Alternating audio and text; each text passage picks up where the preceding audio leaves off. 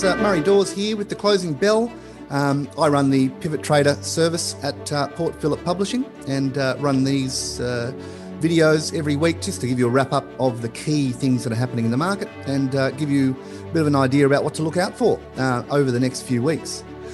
Now, this week, what I want to talk about is the US FOMC meeting and the key outcomes from that. But, just looking at the ASX 200 to kick off, it's still holding at all-time highs. We're seeing lots of money coming into the financials, and I'm seeing lots of profit taking across the board in a lot of those mid and small cap companies. So for me, the ASX 200 chart looks fabulous, but I think beneath the surface, there is a lot more going on than meets the eye, and it may be a sign of things to come.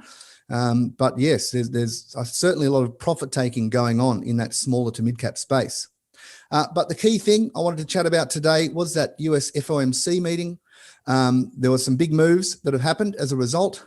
We know the outcome of that. They haven't really done anything, but the dot plots moved, which is the expectations from Fed members about what they think rates will be in a few years' time.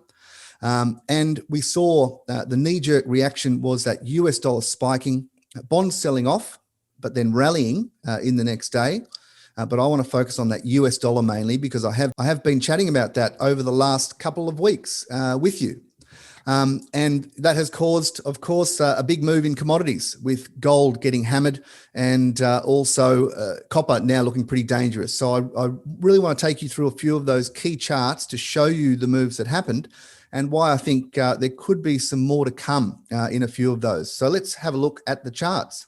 So here is a chart of the US dollar index. And over the last couple of weeks, this is a weekly chart you can see here going back to 2017, 2016.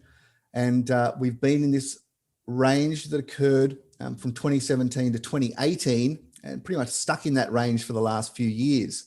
And over the last couple of weeks, I was saying, look, it's in a really important spot here because if prices don't hold above, if prices do hold above these key lows here, which was 89 from early 2021, and the low from a couple of years ago, which was down at 88 in that US dollar index, I was saying if it does hold above there and turn back up, watch out because the short squeeze could be on.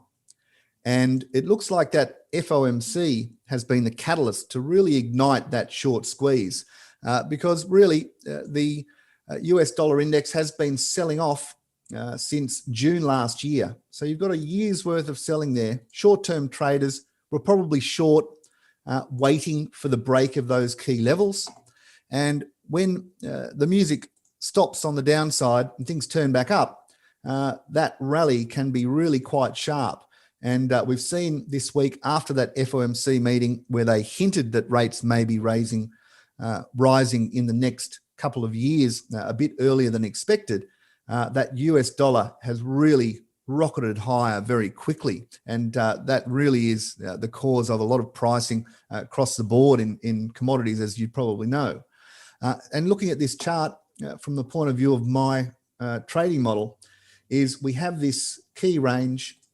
We have the buy and sell zones of that range, which is a 75 to 87% retracement and a 12.5 to 25% retracement. That's just the key areas where I have found there's a high probability of reversals in the price, as you saw there, and heading back to the point of control, which is the midpoint of the whole range. So looking at it from that point of view, we've had prices heading down into this buy zone. There's been a lot of work done over the past 6 months, but the low in that move was in early 21. We've had a rally, which has come back into the buy zone of that wave, and here we are turning back up again within the buy zone of multiple years trading. So from looking at the model and how I look at it, this rally really can surprise to the upside. Even though it may have to do a bit of work, it can head back to that point of control, which I think would surprise a lot of people and would cause a lot more damage in the commodity space, which has been rallying so strongly over the past year. So I'd say this week that that short squeeze that I said could be on the cards is starting to happen. And if we're thinking prices could actually head all the way back to that point of control, let's have a look at a few commodities and think about what may be coming there. So here is a chart of copper going back to 2003, a very long-term chart. And what I want you to notice is when we've had these huge rallies in copper and then a bit of work done, and you can see there for a few years, we've ended up spiking above that old high and then failing, or a false break as I call it. And you can see the selling that ensued after that false break. And then in 2011, same thing happened. We had a new high made in the move, which was from 2008. And then we broke above that high in 2011, but it wasn't to be. And the false break happened. Prices couldn't carry on above that all-time high and failed. And look at the selling that happened in copper over the next few years. Now, let's look at where prices are right now in copper. And you can see we've had this massive rally in copper. It's taken out that all-time high from 2011 and failed to carry on with it. So we're seeing the false break of that high in a market that really is overstretched in the short term. It has been rallying non-stop for a year without any retracements at all. So we have a false break of a major multi-year high. We have the US dollar taking off like a rocket to the upside. And we have copper currently under quite steep selling pressure. So, you know, not a lot of support on the way down in copper for a while here. So I'd say you're going to see more downside in copper, which of course feeds in to other commodities. So if we have a look just quickly at a few others, I see nickel as potentially a bit dangerous here as well. This is the weekly chart going back to 2016. And you can see we had the false break of the high from 2019 earlier this year. And then it's tried to rally. And this is the week, this week, sorry, you probably can't see that, but it's had quite a bad week of trading this week, getting rejected from near those highs. So it looks like just a few of these commodities looking a bit toppy. They've had a good run and probably would expect a bit more downside. And here I'll show you zinc very quickly. We have the range in zinc from 2016 to 2018. That's what I'm making the calculations off. We have the buy zone of that wave. We have the sell zone of the wave here. And you can see prices over the last few years, been lots of work done. Rejected from that sell zone, back to the point of control, down into the buy zone, back to the point of control. And here we are struggling away in the sell zone again. This week's trading has pretty much confirmed a false break of these highs here. So zinc getting rejected from this sell zone and looking pretty weak. So again, potential that prices could head back to that point of control before finding support again. So, you know, a few of those commodities definitely looking a little dangerous in the short term. And if we then move on to and finish up with gold, which I was looking at for you a couple of weeks ago. And I just want to focus your attention, first of all, on the old all-time high from 2011.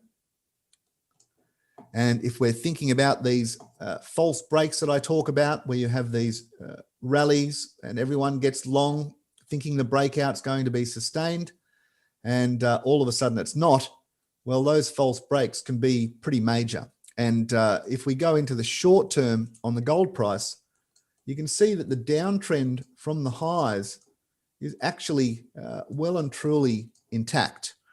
So if we just look at the way this wave structure has moved, you can see it's a series of lower lows and lower highs. And a couple of weeks ago, I was telling you that prices were, sitting in the sell zone of the most recent wave down in that current little structure. So prices were up here a couple of weeks ago and saying, look, prices can turn back down from here and maintain that downtrend structure. And with prices getting hammered so hard, I would just be a little wary of trying to catch the falling knife in this one. I am just thinking when I look at the really big picture on gold and we see the old high from 2011 and the false break of it, as I was mentioning, and we see the downtrend that is continuing, things are going to look a little dangerous below the lowest level in this move since the high that was created last year. And remember, it's had a really strong run over the past year. From 2019 through 2020 to 21, it's gone from $1,200 to over 2,000. So even if gold is going to end up trading a lot higher, we can't be surprised by a bit of a retracement before turning up again. So from the very big picture, I'm wary of the false break of that 2011 high. I'm wary of the way it's moving in this current downtrend structure and getting hit so hard this week that I'm really thinking you've got to step back a little bit from gold and not catch the falling knife. And there could be, though, a great opportunity that will get set up if we do see a big clear out of gold over the next few months. So that's it for the closing bell today. I hope you enjoyed that. If you want to find out a bit more about my service, Pivot Trader, click on the link below the video there. And otherwise, I will let you know what's going on next Saturday in the closing bell. Cheers.